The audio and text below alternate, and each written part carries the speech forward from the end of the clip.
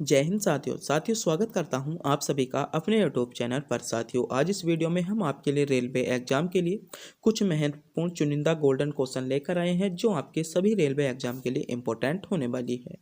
आज की वीडियो के सभी क्वेश्चन जो हैं आपके रेलवे एग्जाम, आपके RPF constable, NTPC exam, NTPC CBT 1, CBT 2, आपका आरआरबी ग्रुप डी, सभी रेलवे एग्जाम के लिए इंपॉर्टेंट सेलेक्टेड चुनिंदा क्वेश्चन होंगे। अगर मेरे प्यारे साथियों आप भी रेलवे एग्जाम की तैयारी कर रहे हो तो एक बार इस वीडियो को पूरा ध्यान से जरूर देख कर जाना, क्योंकि यहाँ से जो है आपके एग्जाम में क्वेश्चन फंसने के चांसेस हैं और आपके रेलवे एग्जाम के लिए इंपॉर्टेंट क्वेश्चन होने वाले हैं।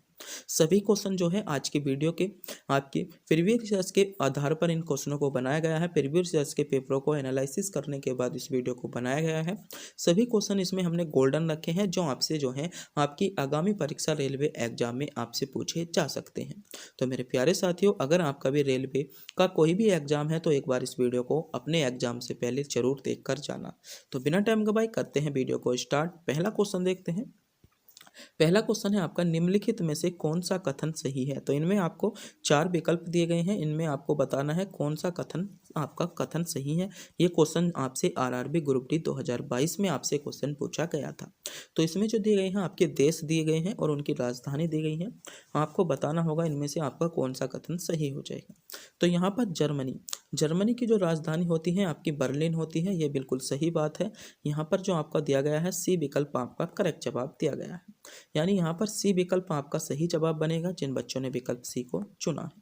बात कर लेते हैं, जब आपसे राजधानी से क्वेश्चन पूछ लिया ही गया है तो कुछ आपके भारत से रिलेटिव आपके कुछ आपके विश्व के महत्वपूर्ण देश और भारत के कुछ पड़ोसी देशों की राजधानी के बारे में जहां से क्वेश्चन आपसे बन सकता है, इन देशों के चांसेस जो हैं आपकी राजधानी पूछे जाने के ज़्यादा बन जाते हैं। तो भारत के कुछ आपके प्रमुख देश हैं और उनकी राजधानी है। जैसे पहला है आपका बेल्जियम। बेल्जियम की राजधानी की बात करें तो बेल्जियम की जो राजधानी है आपकी ब्रुसेल्स है, आपको पता होना चाहिए। अगला है आपका बुल्गारिया, जो कि बहुत ज़्यादा पूछा जाता है। एनटीपीसी 2021 में क्वेश्चन पूछ लिया गया था कि बुल्गारिया की राजधानी क्या है, तो सोफिया आपकी बुल्गारिया की राजधानी है। अल्बानिया की बात करें तो अल्बानिया की राजधानी जो है आपकी तिराना है। इटली की राजधानी आप सभी को पता होगा, आप सभी को मैं मानता हूँ पता होता है कि इटली की राजधानी आपकी रोम होती है। कनाडा भी बहुत ज़्यादा पूछा जाता है। कनाडा की आपकी राजधानी जो होगी ओटावा होगी। क्यूबा की आपकी हवाना हो जाती है। मिस्र की बात करें तो मिस्र की राजधानी आपसे जो है आपकी परीक्षा में पूछ ली जाती है। मिस्र की राजधानी आपकी काहिरा होगी। बोत्सवाना की आपकी गेबोना हो जाती है। सूडान की बात करें तो सूडान की आपकी खार्तूम होती है। तंजानिया की आपका डोडोमा आपकी तंजानिया की राजधानी होती है। आपके लिए इंपॉर्टेंट है, कई बार आपसे परीक्षा में पूछ ली जाती है। अगला स्टेट है आपका सॉरी अगला आपका कंट्री है यानी भूटान। भूटान की राजधानी की बात करें तो भूटान की राजधानी थिम्पू है, सभी बच्चों को पता होगा। नेपाल की बात करें, नेपाल की राजधानी आपकी काठमांडू हो जाएगी। म्यांमार की बात करें तो म्यांमार की राजधानी न्यायपीड़ा होती है, आपके न्याय आपका पाई ताब हो जाएगी। पाकिस्तान की बात कर लें तो पाकिस्तान की जो राजधानी है आपकी इस्लामाबाद है, ना कि लाहौर।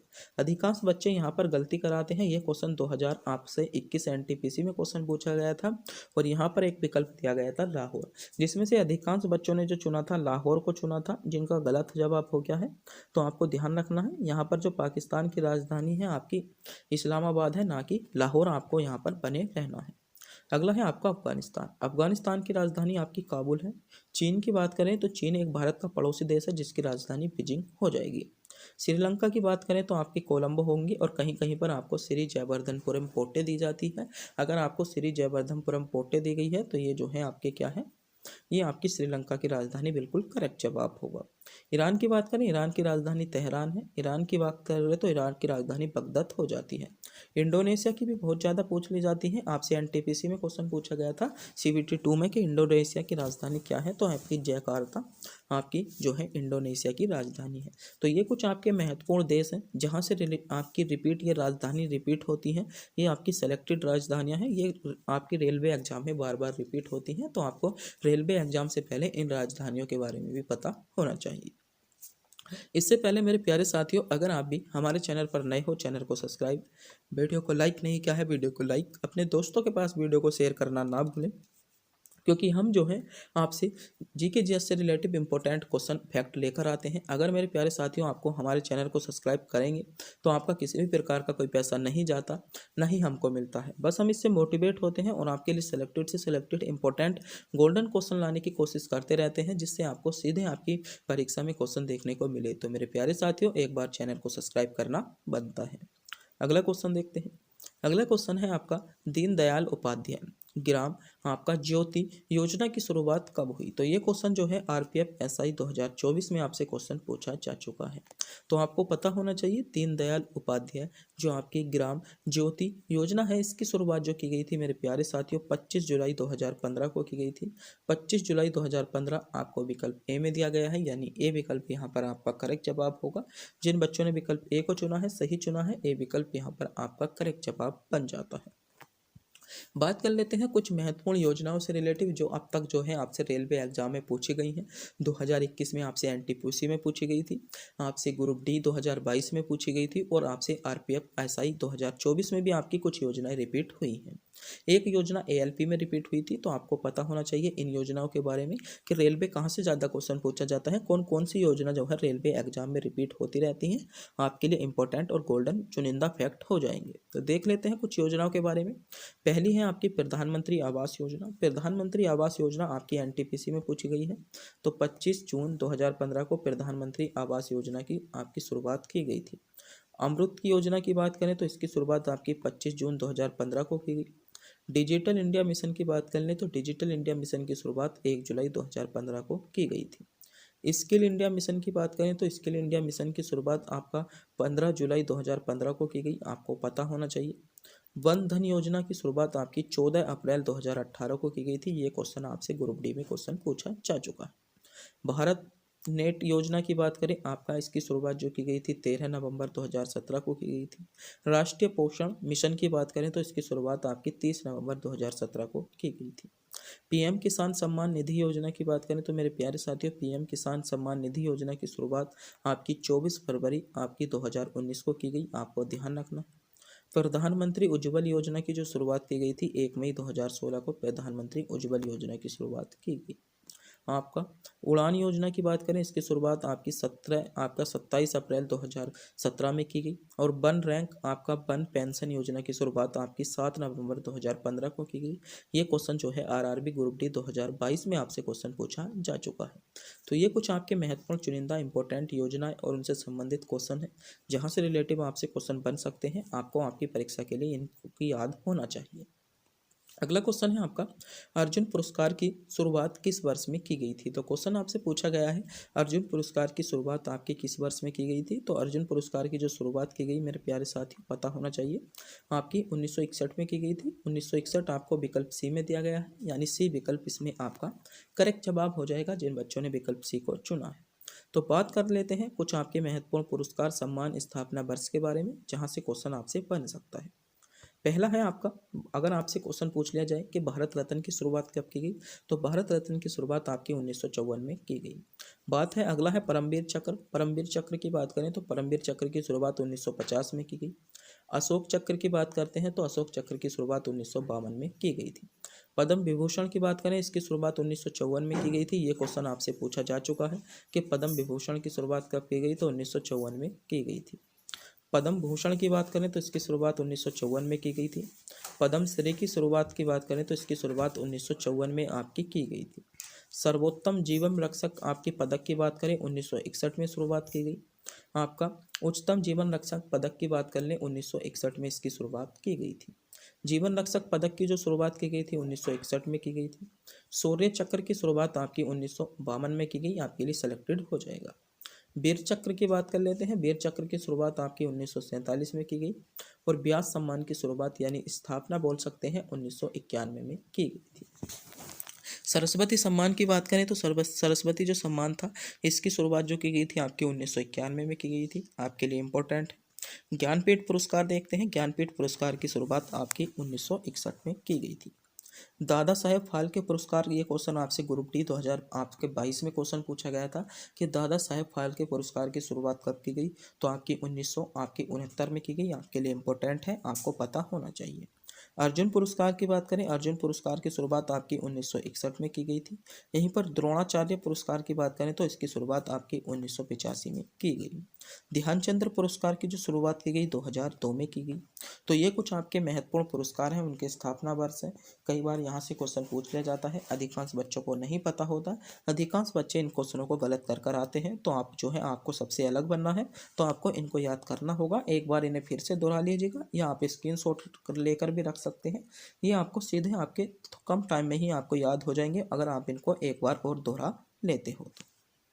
अगला क्वेश्चन देखते हैं। अगला क्वेश्चन है, हाल ही में संयुक्त राष्ट्र सतत विकास आपका समाधान नेटवर्क द्वारा विश्व खुशहाली रिपोर्ट 2024 जारी की गई है, जिसमें भारत का कौन सा स्थान प्राप्त हुआ है। तो इसमें भारत को जो स्थान प्राप्त हुआ है आपका 143वां स्थान प्राप्त हुआ है। सभी बच्चों को पता होगा 143 बी विकल्प में इसमें आपका करेक्ट जवाब हो जाएगा। बात करते हैं आपकी विश्व खुशहाली रिपोर्ट 2024 से आपसे कौन कौन से क्वेश्चन आपकी परीक्षा में पूछे जा सकते हैं, कौन कौन से आपसे क्वेश्चन आपके चुनिंदा है।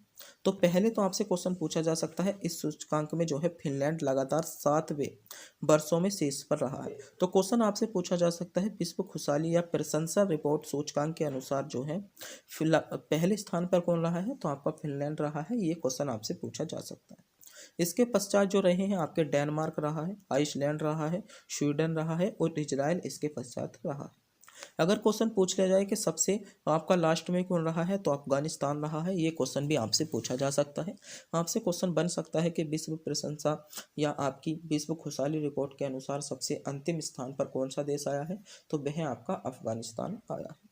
यहीं पर अगर आपसे पूछ लिया जाए कि संयुक्त राज्य अमेरिका का कौन सा स्थान रहा है, तो आपको पता होना चाहिए संयुक्त अमेरिका जो रहा है आपका 23वें स्थान पर रहा है।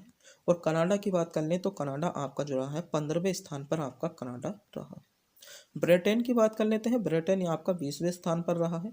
जर्मनी आपका 24वें स्थान पर रहा है। यहीं पर फ्रांस जो रहा है आपका 27वें स्थान पर रहा है। तो आपके से इनसे स्थान भी पूछे जा सकते हैं कि कौन से स्थान पर रहा है।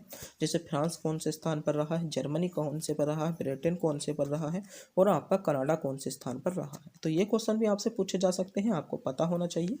ये भी आपके लिए रिपीट हो सकते हैं। अगला क्वेश्चन देखते हैं। अगला क्वेश्चन क्या चुनिंदा है। अगला क्वेश्चन है आपका संयुक्त सैन्य अभ्यास आपका डस्ट लीग का 5वां संस्करण किन दो देशों के मध्य आयोजित किया जा रहा है। तो ये क्वेश्चन बहुत ज़्यादा इंपॉर्टेंट है। ये क्वेश्चन सभी रेलवे परीक्षा के लिए बहुत ज़्यादा दावेदार क्वेश्चन होने वाला है। सेलेक्टेड क्वेश्चन इस क्वेश्चन को मानिएगा, सीधे आपकी परीक्षा में फंसेगा। तो संयुक्त सैन्य अभ्यास जो आपका डस्ट लीग था, इसका जो 5वां संस्करण हुआ है वह भारत और आपका उज्बेकिस्तान के मध्य है। भारत और उज्बेकिस्तान के मध्य हुआ है। भारत और उज्बेकिस्तान आपको ए विकल्प में दिया गया है, यानी ए विकल्प इसमें आपका करेक्ट जवाब होगा। जिन बच्चों ने विकल्प ए को चुना है, सही चुना है, ए विकल्प आपका करेक्ट जवाब बन जाता है।